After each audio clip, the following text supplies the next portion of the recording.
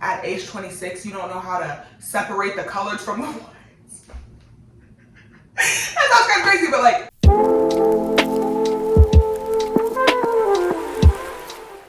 Hi, welcome back to my channel. Today I'm doing another Reddit Am I the A-hole video. Okay. Would I be the a-hole to ban my son's girlfriend from my house? Logistically no, because it's your house.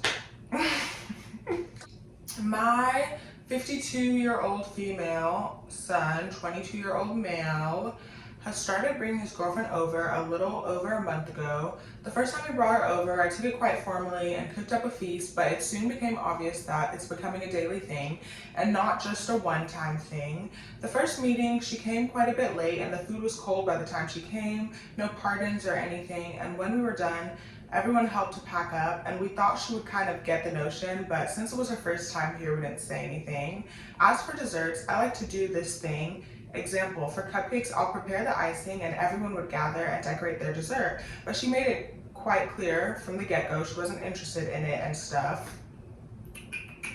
So for basically the last month, she's almost here daily and would request and would no I don't know why that's tripping me up, and would request for specific dishes with no thanks and stuff. My other son, 17 male, has also verbally called him out on her not contributing anything gently, but she said something around the lines of no ring, no wife duties. I don't see this as I don't see this as a wife duty. I would do this for my friends' hangout and everyone in my house. Put a hand in. My daughters, my husband's, and my son's. Okay. So today when my son told me that she requested a specific meat pie for dinner, I'm quite done. However, I didn't want to affect my relationship with my son over this, especially since he really likes her a lot, but I'm really considering banning her from our dinners. Edit. The reason I have such a big problem with this is because my other children have brought their mates, that's funny, have brought their mates back. My eldest son and his girlfriend is living in my house actually, but none of them have a problem like this. It's almost natural for them to contribute. Also, I don't have a problem with not wanting to decorate, but it's the idea of not joining in on family. Like movie night and everything, she would just stay in the room alone. Even my son was in the living room. Edit. Yes, it was verbally communicated to her that she's expected to help out after maybe a few weeks, but she replied with no ring, no wife duties ideology. And no, my son isn't able to get his own place. It's expensive. You need to be married to get you need to be married to get a house. He can't just move out. As for the people asking about the housing issue, search up Singapore. Okay. I was confused. I was like, you don't need to be married to get a house. But I don't live in Singapore. Okay, that was actually a lot. Like, I'm trying to remember what really happened. I don't think the mom's the a-hole, and I don't think she would be the a-hole for banning her. The whole like no ring, no wife duties. Okay, cool, but like, it's not about the wife right now. It's not about you being a wife or you serving him. It's about the family. Like, if you're entering a family space, I don't think it should be a big deal to serve the family. You don't need a ring to, you know what I mean? Like, they pay rent there, they're making you food, you're putting in requests, you're saying, oh, let me get the meat pie next time, but you can't wash a dish. Like, no. You're abusing your privileges. That's what you're doing. Yeah, there's really not much more to this. The girlfriend seems really crappy. Like, I cannot imagine somebody's family, not like romantic acquaintance, man on the street, I don't care. Like, I cannot imagine somebody's family making me a meal and I'm walking in late and I'm not like apologizing, like, please y'all, this was never my intention. Please y'all, this was never my intention. And then on top of that, like, that sounds like so much fun. Like, it's dessert, like, let's decorate. Even if I don't even know you're on your little diet, like no sugar, I'll decorate the cake. That sounds like fun. And then I'm like, yeah, like I need the rice and peas next time. And I just walk in and I'm never planning on helping out. That's crazy talk to me.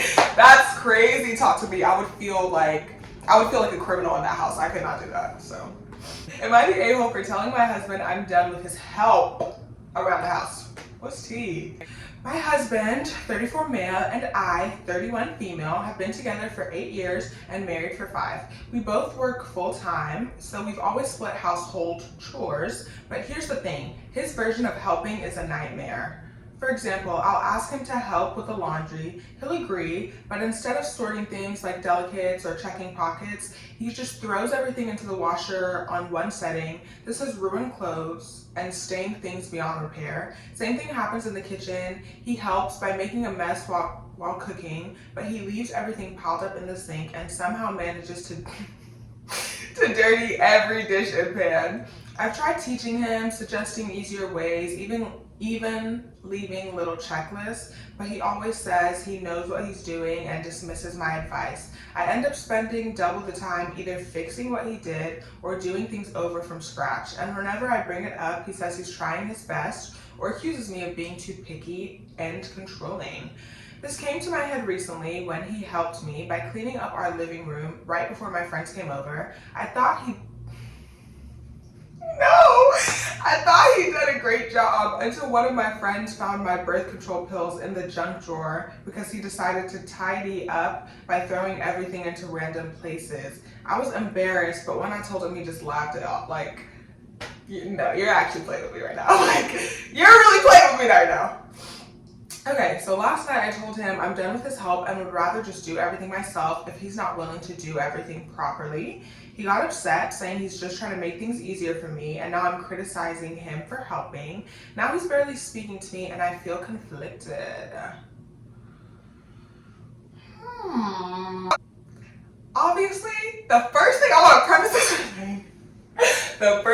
preface this by saying is I am young and I have never been married, so this is extremely outside looking in, but I feel like a lot of relationships, people don't actually check if they're compatible in ways like this. So like, part of compatibility is like, if I'm with someone, can I tell you like,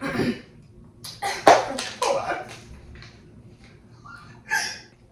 Anyways, part of compatibility is like, if I'm with someone, can I give you constructive criticism and you actually take that? And vice versa, can you give me constructive criticism and I actually take that? So the idea that 8 years into a relationship is when you find out that someone can't take criticism is, I don't want to victim blame, you know what I mean? But also I do think that people can take a little more accountability for the decisions that they make.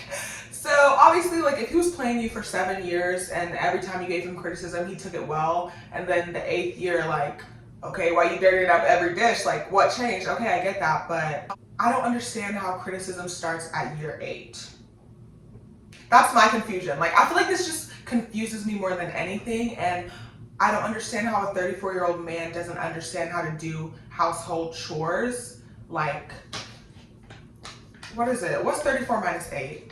28, right? No, 26. I'm trying to think of when he was single. It's at least 25. 25 is really me pushing it. It's 26, okay, seriously. I'm not a mathematician. Okay, it is 26. So you mean to tell me at age 26, he doesn't know how to cook and wash a dish at the end? At age 26, you don't know how to separate the colors from the wines? That sounds kind of crazy, but like, you're like, no, you're an adult. Why do you not know how to do those things? So I feel like I'm just so conflicted because there's so many levels of escalation. I don't understand how we're here. How, as an adult, do you not understand how to do these things? How is it 8 years and I don't know that you don't know how to take criticism? You know what I mean? So she's not the a-hole, but it's just like, what is going on here? I'm just confused. I'm stumped, honestly. She's not the a-hole, but this is crazy. Am I the a-hole for telling my boyfriend that women are not responsible for the behavior of other men? I'm interested. I'm really intrigued what this is gonna be. I'm interested. Okay. My boyfriend, 27, constantly blames me, female 24, for how other men view me. This all started 2 months ago when I started a new job. My coworkers are relatively friendly, but a few of them flirt with me. I let him know that I found some of their remarks to me flirtatious, and my boyfriend's my boyfriend said, you probably smile and laugh at them so they feel comfortable enough to flirt with you. I shut it down. Okay, I shut it down immediately and said that I did no such thing. He said okay and dropped it. When it happened again, I let him know and he asked me, ooh. And he asked me what I was wearing. I said work attire, obviously. And he recommended that I change my dress code as to not give them any wrong ideas or show them that I'm open to them flirting with me. I again shut this down. Things came to a head on Friday when he asked me how my day at work was, and I said it was fine. He asked me about my coworkers. I said they're still making comments about me, but nothing too weird. Oh. Oh no! He starts going off on me, saying that he told me to stop smiling with them and that it's my fault for giving them the wrong idea. I straight up told him that women are not responsible for the behavior of other men and he should stop blaming them for things out of their control. He said that men will be men and the woman's reaction is what matters most.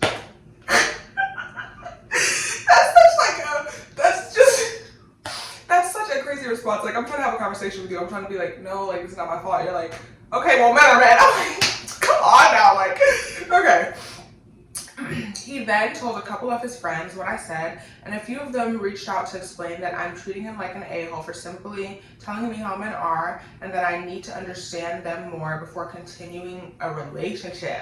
Am I the a-hole? I need other opinions. Girl. This is psychotic. Here's the deal. I feel like people want people that are attractive in these ways, that are attractive in these ways and have these features. And then when other people also are attracted to these people, they get so confused as if like, oh, the second you get into a relationship, nobody else is supposed to see you. So if a girl is pretty, the second she has a boyfriend, she disappears. Like, no other men see her. So I feel like that's the problem. As a man, like, the idea is cute, like, oh, I want the prettiest girl in the room. I want the one that face card, hello, body, tea, hello, nails done, hair done, everything. Like, she eat it up. But this girl is never gonna stop garnering attention. You can date her, you can put a ring on her finger. I don't even know, you're gonna have to put a trash bag over her head. And even then, some men are gonna see the legs and be like, you're gonna So, you just have to understand, like, maybe you need to date someone less attractive. Maybe that's the move you need to make, because an attractive woman is always going to garner attention from men. Women always garner a certain amount of attention from men, so like, you just have to, and the whole men will be men. You're stupid. Like, you're actually just dumb. Like, that's such a stupid thing to say. If you're with an attractive woman, you need to make sure that you have the bandwidth for situations like this, because she's attractive, so people are going to want her. Womp womp. Womp womp. Like, what do you want her to do?